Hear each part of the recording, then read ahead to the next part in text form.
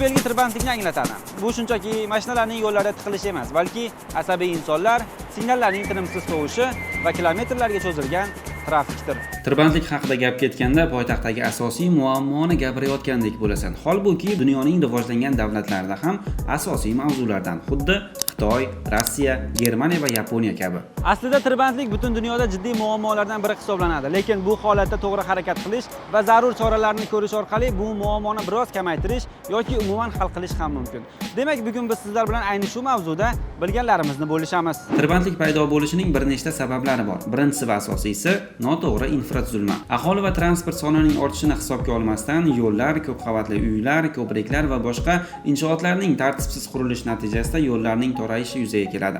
Bu ba'zi joylarda butulka bo'yni deb ataladi.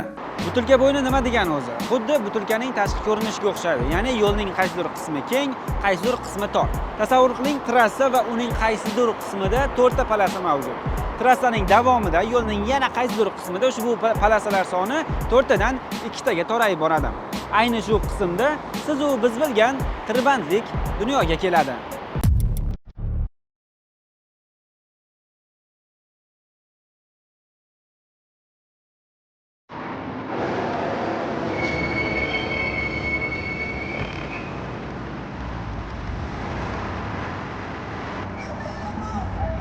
Muammoning ikkinchi sababi svetoforlar, noto'g'ri o'rnatilgan yo'l belgilari, oralig'i juda yaqin bo'lgan piyodalar o'tish joylari va inson omili, ya'ni yo'l transport hodisalari. Yo'lda harakatlanayotgan avtomobilning qandaydir sabab tufayli bir joyda bir necha soniyalarga to'xtab qolishi, taxminan undan keyingi 20 yoki 30 avtomobilni undan ham ko'proq bir joyda turib qolishiga sabab bo'ladi. Shuning uchun ham yo'lda harakatlanganda o'zaro hurmat asosiy planga chiqishi kerak bo'ladi.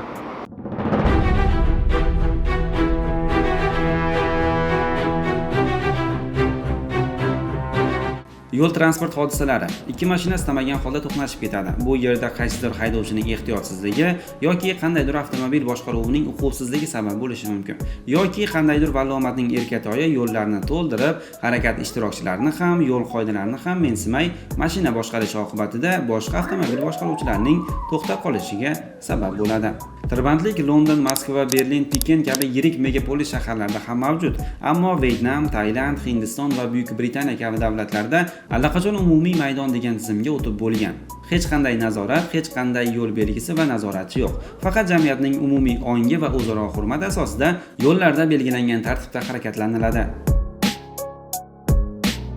Buning qiziq tomoni shundaki, hech kim hech kimni so'kmaydi. Odamlar yo'lda yurish uchun navbat talashmaydi. Eng qizig'i shundaki, yana o'sha siz va biz bilgan o'zaro hurmat asosiy o'ringa ko'tariladi. Lekin savol tug'iladi. Bu o'zaro hurmat bizga Toshkent uchun to'g'ri keladimi? Jamoat transporti yirik megapolislarda shaxsiy avtomobillardan bir necha barobar qulay transport sifatida qaraladi. Ularga to'g'ri tashkil qilingan harakat tizimi va zarur imtiyozlar yaratilgan jamiyatda tez, ishonchli va xavfsiz xizmat ko'rsatiladi. Tasavvur qiling, Toshkentdagi o'rta sig'imli avtobus bir vaqtning o'zida 90 nafar yo'lovchini tashish imkoniyatiga ega. Ayni shuncha odamni 23 ta yengil avtomobil tashiydi. Bu esa ko'p energiya, harakat va mablag' sarf etilishiga sabab bo'ladi. Ekologik ziyoni ham shunga yarasha. Afsuski, jamiyatimizda allaqachon taksida yurish qandaydir statusga aylanib bo'lgan. Xuddi vaqt kam insonlar kabi yo'lda kofe ichish, metro va avtobusda kitob o'qish singari.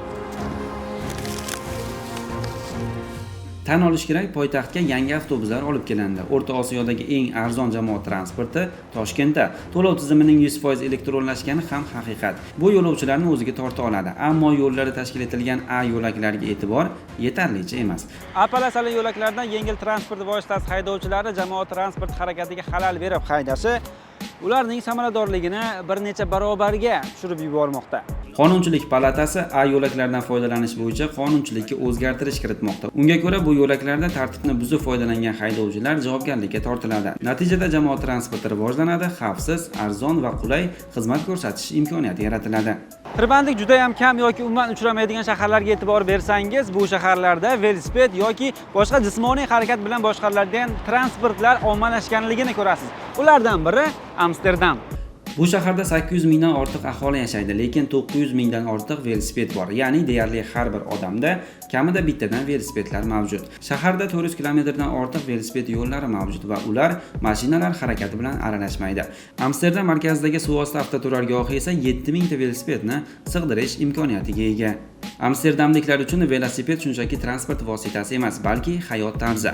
Ko'pchilik odamlar maktabga yoki do'konga borishda mashina yoki jamoat transporti o'rniga velosipeddan foydalanadi. Toshkentda esa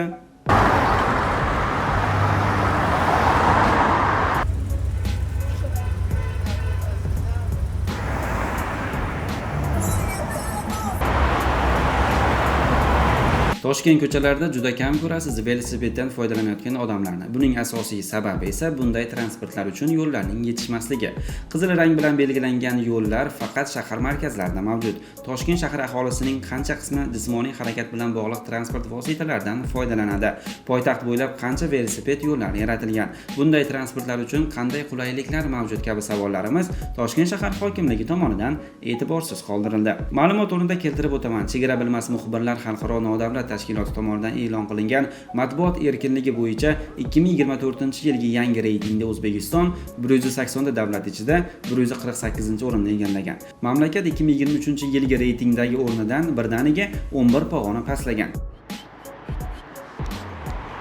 Mavzu bo'yicha o'rganiladigan, qilinadigan ishlar ko'p.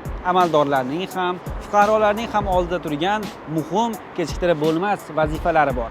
Ammo mavjud muammoga befarqlik va chaqiriqlarga e'tiborsizlik muammoni faqatgina bo'rttiradi, olib kelishi mumkin bo'lgan xavflarni jiddiylashtiradi xolos. Biz doimgidek mas'uliyatni mas'ullarga, xulosani esa o'zingizga qoldiramiz.